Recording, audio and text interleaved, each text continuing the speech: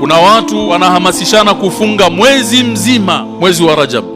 Haijathibiti kwa Mtume sallallahu alaihi wasallam, ambaye ndiye kiongozi wetu, ndio kiigizo chetu, kwamba amefunga mwezi mzima isipokuwa mwezi wa Ramadhani. Watu wanahamasishwa sala maalum. Swala hiyo inaitwa Salatur Raghaib. Swala hii huswaliwa Ijumaa ya mwanzo ya mwezi wa Rajab. Hii swala ni mubtadaa, imezushwa. Katika mambo ya uzushi yanafanyika ndani ya mwezi huu, kuna vichinjwa maalum watu wanachinja, vinaitwa atiratu Rajab, ai dhabihatu Rajab.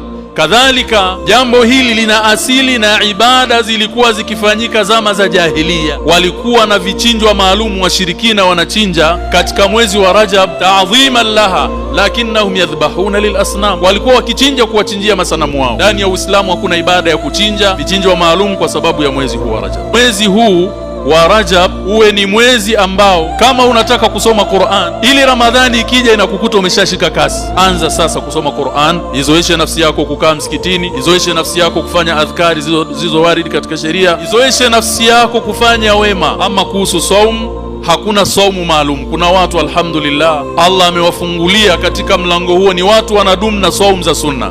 Jumatatu, Alhamisi, masiku meupe, endelea kufunga. Lakini sunna ya Rajab, saumu ya sunna ya Rajab hakuna.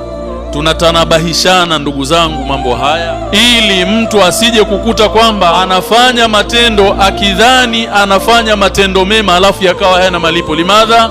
Liannaha mukhalifatun lihadi nabii sallallahu alaihi wasallam, kwa sababu yamekhalifu ngozo wa Mtume sallallahu alaihi wa alihi wasallam. Kadhalika mavuno mazuri anayehitaji huwa anafanya process, anaandaa shamba, anatafuta mbegu nzuri, analima vizuri, anatengeneza mbolea. Ndivyo inavyotaka Ramadhani. Miezi hii ambayo imefatana Rajab, Shaaban kisha inaingia Ramadhan, ni miezi ya kuiandaa nafsi ili kuja kunufaika na hayo masiku matukufu yanayokuja katika mwezi wa Ramadhan.